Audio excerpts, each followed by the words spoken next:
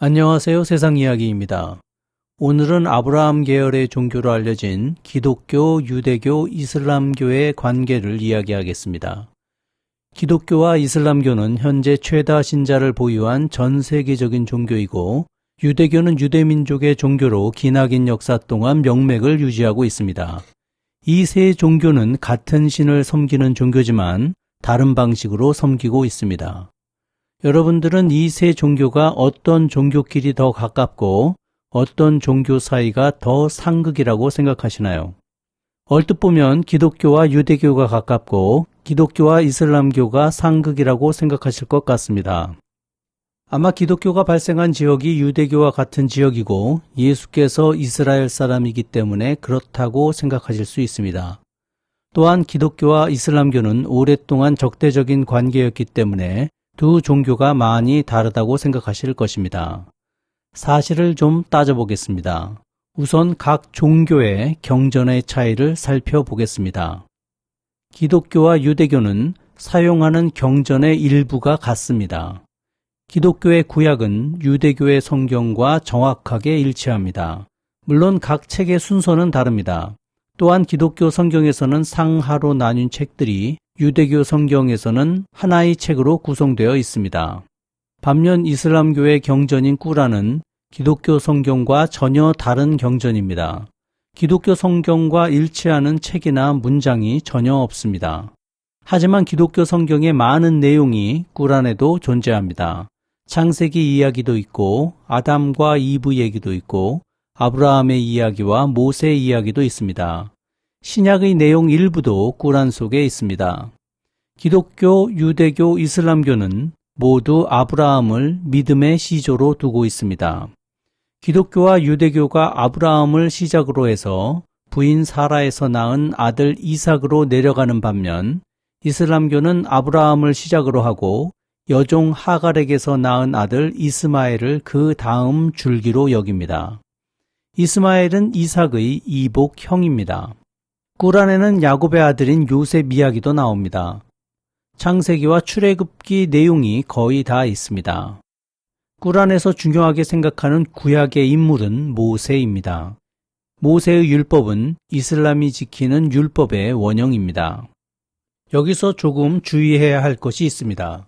모세의 율법이 중요시되는 것은 유대교와 이슬람교입니다. 기독교는 모세의 율법을 최상위 기본법으로 생각하지는 않습니다. 정리하자면 기독교와 유대교는 경전의 일부를 함께 사용하고 있습니다. 이슬람교는 기독교 성경에 나오는 내용을 많이 수용하고는 있지만 일치하는 문장은 없고 내용이 조금 다릅니다. 다음으로는 각 종교에서 가장 중요하게 생각하는 인물입니다. 각 종교에서 가장 중요시 생각하는 사람, 기준점으로 생각하는 사람은 다음과 같습니다. 연대순으로 말씀드리자면 유대교에서는 모세가 가장 중요합니다. 아브라함이 시조이기는 하지만 신의 율법을 받은 사람은 모세입니다. 기독교는 당연히 예수 그리스도입니다. 기독교라는 단어 자체가 그리스도라는 단어를 한자어로 번역하면서 생긴 단어입니다. 기독교란 단어의 뜻은 그리스도교라는 뜻, 즉 예수를 따르는 교라는 뜻입니다. 마지막으로 이슬람교에서 가장 중요한 사람은 예언자 무하마드입니다. 무하마드가 중요한 이유는 그가 마지막으로 신의 말씀을 들은 사람이기 때문입니다.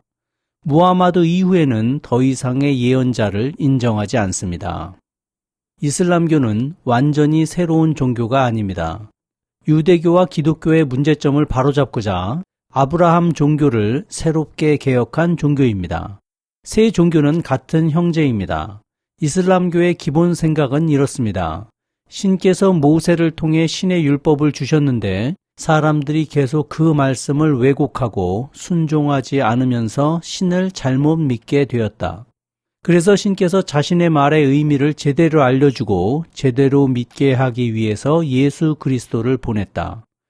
예수로 인해 다시 제대로 믿게 되었지만 곧 이전처럼 신의 뜻을 왜곡하고 신을 잘못 믿게 되었다. 상황이 그렇게 되자 신께서는 자신의 천사 가브리엘을 보내 무하마드에게 다시금 자신의 말을 전하셨다. 이것이 이슬람교의 기본 생각입니다. 이슬람교는 자신들이 아브라함의 종교를 원래대로 복원시켰으며 유대교와 기독교는 잘못 믿고 있다고 생각합니다. 실제로 무하마드가 이슬람교를 창시할 때 그 지역에 있던 유대교도들과 기독교도들은 무하마드가 유일신교를 주장한다는 소식을 듣고 그를 도왔으며 그를 만나 깊은 토의를 하기도 했습니다.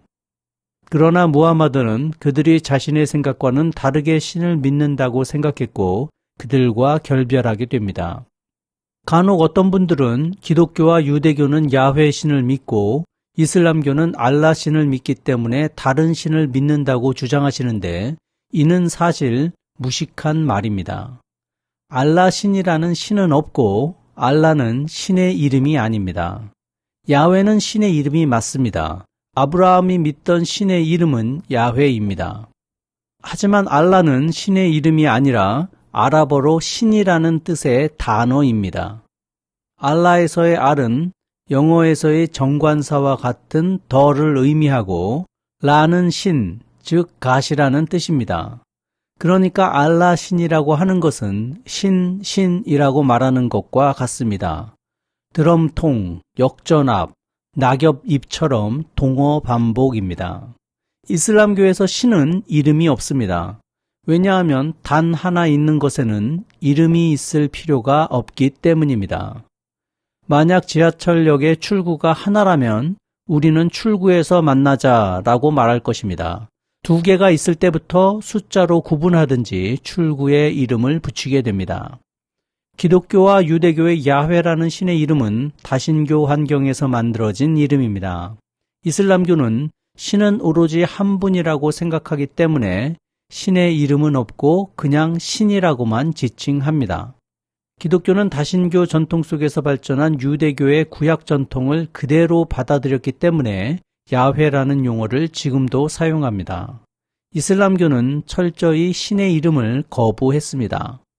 더 확고한 유일신교 정신을 주장하고 있는 것입니다.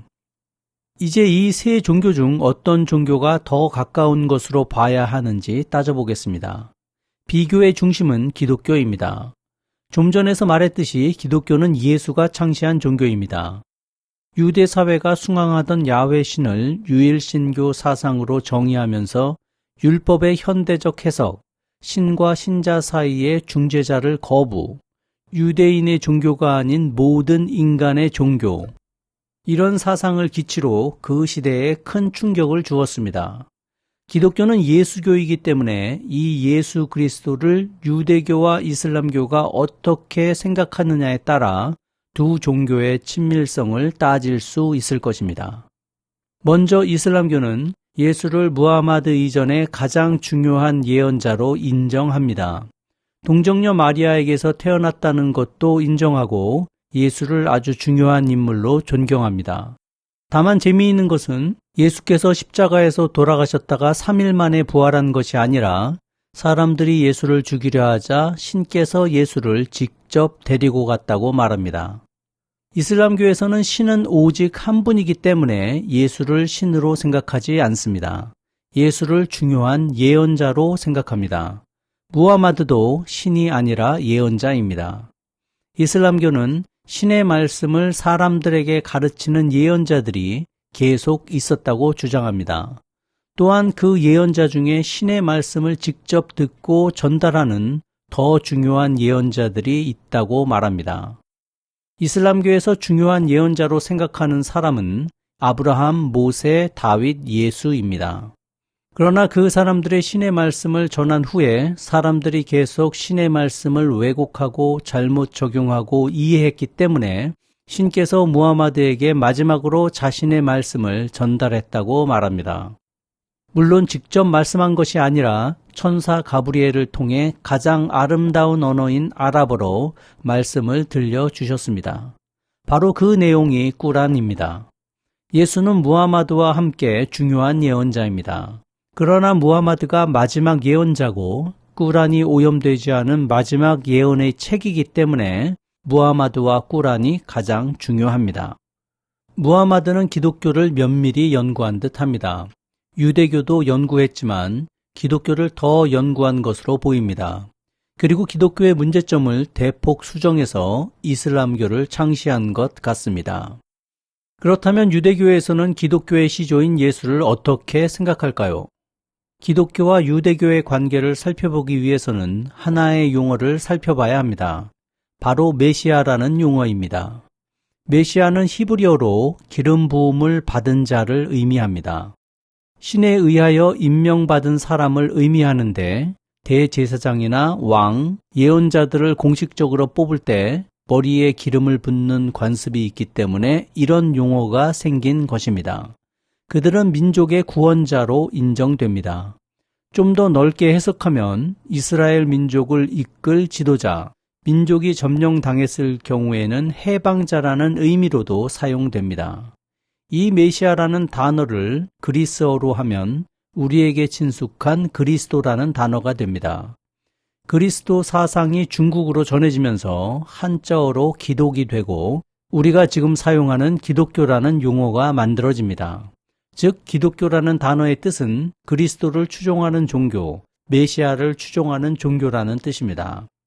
가장 보편적인 뜻으로 말하면 예수는 우리의 구원자이고 또는 해방자이고 그 구원자를 따르는 종교가 기독교인 것입니다. 예수가 살아있을 당시 이스라엘 사람들은 예수가 자신들에게 독립과 해방을 가져다 줄 메시아인지 아닌지를 가지고 큰 논란을 벌였습니다. 성경에도 그 논란이 나옵니다. 예수께서 십자가에 달리실 때 십자가 위에 유대인의 왕이라는 팻말이 걸려 있었습니다. 유대인의 왕이 되려면 기름 부음을 받아야 했고 예수를 메시아로 받드는 초기 기독교인들을 모독하기 위해서 그런 팻말을 걸었습니다. 유대인인 대제사장과 바리새인들이 예수를 고소한 이유도 예수께서 자신을 메시아라고 주장했다는 이유였습니다. 그만큼 기독교와 유대인 사이에는 예수가 메시아냐 아니냐의 문제가 가장 첨예한 문제입니다. 이 두 종교를 구분하는 가장 근본적인 문제를 기준으로 보면 기독교에서는 예수가 메시아이고 유대교는 예수를 메시아로 생각하지 않습니다. 메시아를 사칭한 사람, 일종의 사기꾼으로 생각합니다. 유대교의 시점으로는 예수는 이단을 창시한 사람입니다. 유대교는 신약을 전혀 인정하지 않고 기독교를 유대교에서 파생한 이단의 종교로 생각합니다. 구약 성경에서 말하는 메시아는 예수가 아니며 메시아는 아직 오지 않았다고 생각합니다. 유대 교도들은 아직도 메시아를 기다립니다. 유대교가 예수를 인정하지 않는 이유는 유대교를 만든 사람들과 예수는 완전히 상극이었기 때문입니다. 많은 분들은 유대교를 이스라엘의 전통 종교로 생각하시는데 현대 유대교는 예수 사후 기원 후 70년에 만들어진 종교입니다. 유대교를 만든 사람들이 바리새인들입니다. 시대를 조금 정리하자면 예수 사후 기독교가 빠른 속도로 퍼져나갔고 기존 유대교와 갈등을 겪습니다. 가장 큰 갈등은 그 당시 유대 사회의 교육과 종교 생활을 책임지던 바리새파 사람들과의 갈등이었습니다. 예수께서는 바리새인들의 위선적인 행동과 율법주의를 비판했고 바리새인들은 예수의 모든 행동에 비판을 했습니다. 그런 예수가 죽은 후에도 그의 사상이 계속되자 기독교인들을 탄압하며 큰 갈등이 조성되었습니다. 그런 과정에서 로마에 대한 유대인 반란이 일어났고 로마는 잔인하게 봉기를 진압합니다. 이 진압 과정에서 로마는 유대 민족의 독립을 주장하던 열성당원파와 유대 사회에서 제사장 계급으로 호의호식하던 사두개파를 모두 멸절합니다. 사두개파도 로마에 복종하고 있었지만 유대 사회의 지도자들을 제거하던 로마의 칼날에 잘려 나갑니다. 유대 지역사회에 넓게 퍼진 바리새파는 이전부터 친로마적인 행태를 보여왔습니다. 유대 사회의 지식인 파벌 중 홀로 남은 바리새파는 로마 당국과의 협상을 통해 예루살렘을 떠나 얌니아에서 유대교를 정립합니다. 경전을 정하고 유대 사회의 정신적인 부분을 독점합니다. 이렇게 만들어진 유대교이기 때문에 자신들을 가장 비판했던 예수 그리스도를 인정할 수 없었던 것입니다. 중세시대에 지속적으로 발생했던 기독교도와 유대교도 간의 갈등에는 이런 연유가 있습니다. 여기까지 들으셨다면 어느 종교가 실제로 더 친한지 느끼셨을 것입니다. 당연히 예수를 가장 중요시 생각하는 기독교와 그 예수를 인정하는 이슬람교가 더 가까운 종교입니다. 예수를 부정하는 유대교는 기독교와는 멀찌감치 떨어져 있는 종교인 것입니다. 아이러닉한 것은 모두 같은 신을 섬긴다는 점입니다. 이렇게 보면 우리나라의 보수 기독교 단체들이 시위를 할 때 유대교의 상징이 그려져 있는 이스라엘 깃발을 들고 나오는 행동이 얼마나 어이없는 행동인지 아실 수 있을 것입니다. 이 행동의 기원을 따지고 보면 미국 기독교도들이 하는 행동이기도 한데 미국 기독교도 무식한 것으로 따지면 한국 보수 기독교와 비등비등합니다. 그 정도가 상상을 초월합니다. 아마 유대교도들도 유대교의 상징을 기독교도들이 들고 나오는 것을 그리 반길 것 같지는 않습니다. 이번 영상에서는 기독교, 유대교, 이슬람교가 서로 어떤 관계가 있는지 따져보았습니다. 세상 이야기였습니다. 다음 편에서 뵙겠습니다.